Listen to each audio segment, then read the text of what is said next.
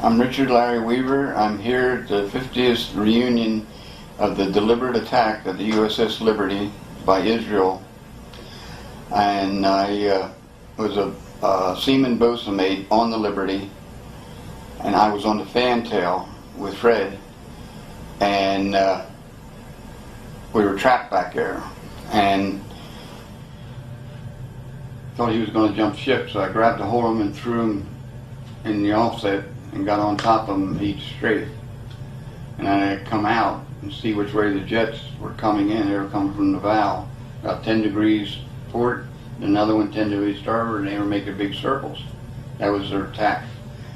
Anyway, I come out, and I don't care who they are, they're liars, that they say there's no flag. Well, that flag actually bothered me because I was trying to see which direction the jets were coming, and it was in the way. I told Fred, he's coming up the middle, and I grabbed Fred and I got him to go behind this motor for the laundry, and it was a tight fit for him. There's only room enough for one. So I screamed at him, and he promised me he'd stay there. I looked around for a place to take cover, and there was only a little boat cleat, ship cleat about that big, where the rope comes aboard and ties onto the big cylinder to tie up the ship. So I got in fetal position, made myself as small as I could, and it's funny how things like this happen, but I looked up, and they put the holiday flag up because they kept shooting the other ones down. And just that quick, I looked at the stars and stripes, and I thought, how beautiful it was. And standing out with the blue sky behind it. And I closed my eyes and waited for hell's horror, and I didn't have to wait long. I was blown up near about 5 feet. It felt like I was hit with like 440 volts of electricity through my body. And I come down, I was a telephone talker, I had the earphones and my helmet on, and when I come down this side of my face, and it broke my nose, which is incidental compared to what happened, and it just took my helmet right off and took my earphones. And now I had something here that I found out later. There was a guy that was ordered to get back there and get on his telephone, be a telephone talker. I was talking at the reunion. He said he went back there, he saw my helmet and the earphones. He said that it was just so full of blood, he couldn't put them on. He had to use his dungaree shirt to wipe the blood off. And that was just amazing to run into somebody like that. And but anyhow, my right arm and my right leg was useless. I pried myself up on my left, and I was sitting. And I remember saying this too. Sometimes I remember to say it. But I said, "Oh my God, I'm hit 3 times." 3 times I said that. And I looked down, and this big hole. It was not a small, big. All of my ab muscles were blown out, and 2.5 foot of my colon was blown out. And all around the edge, it was a phosphorus fire from the munitions, the rocket. And human flesh really smells when it's burning. I remember I had so much blood everywhere, I was bleeding. I thought, that's a good thing because I used my blood to put the fire out. Yeah, so I just, moved the blood around and put it out. And I yelled to Fred, I said, "Fred, I'm hit." And as I saved Fred's life, he saved mine, because if I wouldn't have saved his, I wouldn't be here. And he came out and helped me get to sick bay.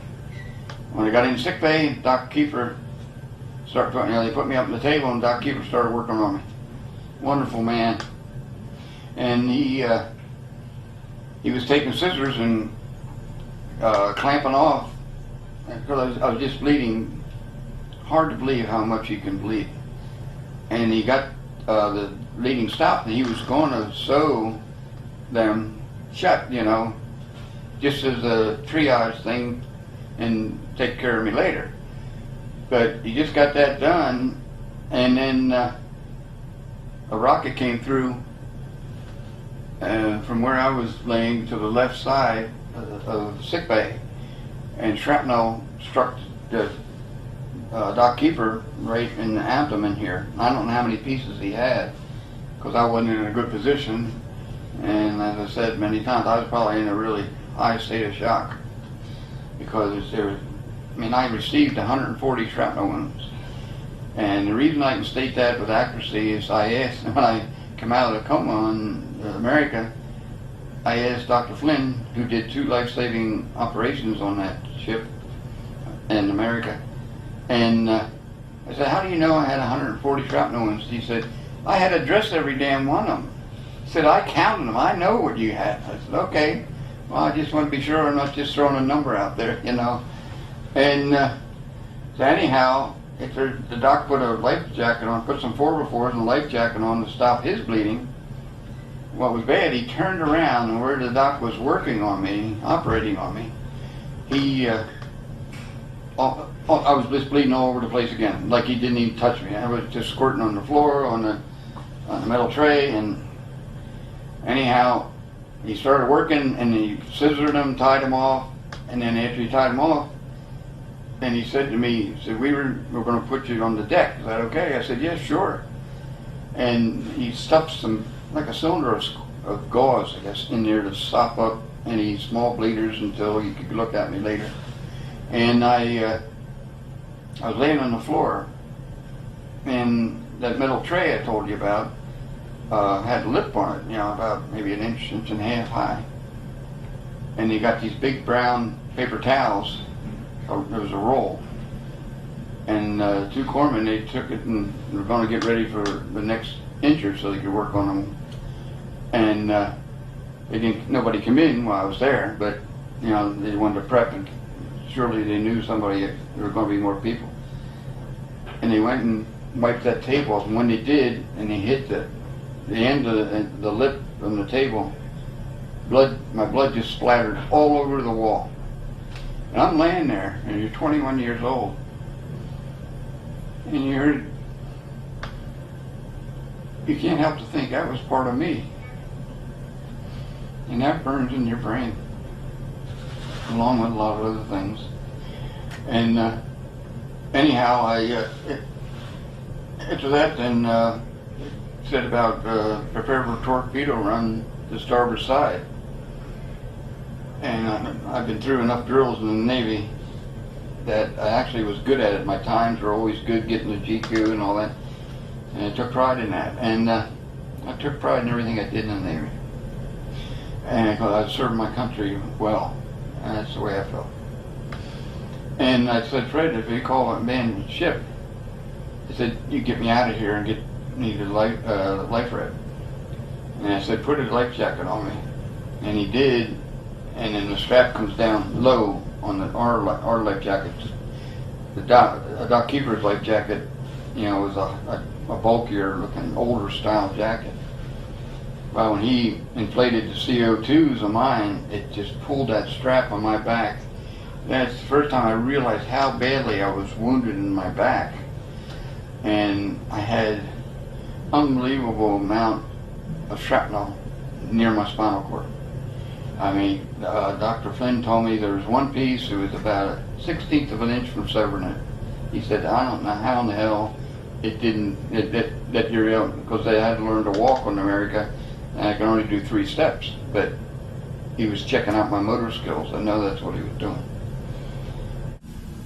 Now you sort of understand the type of damage all my shipmates and myself have from being deserted and given a death sentence by President Johnson. With Johnson and Washington, because they're involved ever since that time, not just completely ignoring us, that keeps the damage alive inside, because you still are not able to express the truth. They won't let us exercise our constitutional right to testify. And I want to put this out there for the youth today. Remember what I'm saying, that if Washington deserted the USS Liberty, who had no firepower, And we had all kind of firepower around us with carriers and everything else. The one Captain Tully, he was unbelievable with the damage because he cried to me at one reunion. He had so much firepower and he couldn't use it to help us. I don't know. It would be a terrible feeling. The youth out there, before you raise your hand, when you raise your hand with a commitment to the service, you realize right then and there, the way they treated the USS Liberty, so you know the capabilities of Washington, that you are hereby expendable. They could care less. You're just out there with a gun and bullets and fanning the wars and making the ones in Washington rich. That's what it's about. It's greed. And I've said this many times before, Washington is the biggest legal mafia operating in the world today. And if they do it to us, they can do it to you. So how do you feel about serving in the service where you know at any time, if it's convenient, they'll do away with you. Your families won't, they'll be suffering the rest of their lives, but not for the freedom of America. It's for the freedom for Washington to fill their back pockets. That's what it's about. I mean, I'm patriotic, and I feel like I always have been. But be careful with your patriotism that you don't get killed for it. And I don't know what else to say except get help out there. Because I'm a prime example, because I'm really actually, might not seem like it because I'm emotional, and I'm still in pain yet. But if I can do it, you can do it. And it's just not fair to live this kind of life and still be ignored. And I'll die. By my last breath, I'll be dying to fight that we can just, all we want to do is express and have justice for the liberty. So America, why don't you, maybe you can help us. Numbers, seem to sway things along. Political stuff, forget that. With Israel and all that, forget that. This is a separate entity. Most of those guys that did this are dead. So to say, oh, we don't want to hurt Israel's feelings, what about my feelings? What about my body? What about the rest of my shipmates? What about their feelings? At least America, have the compassion that you don't ignore us too.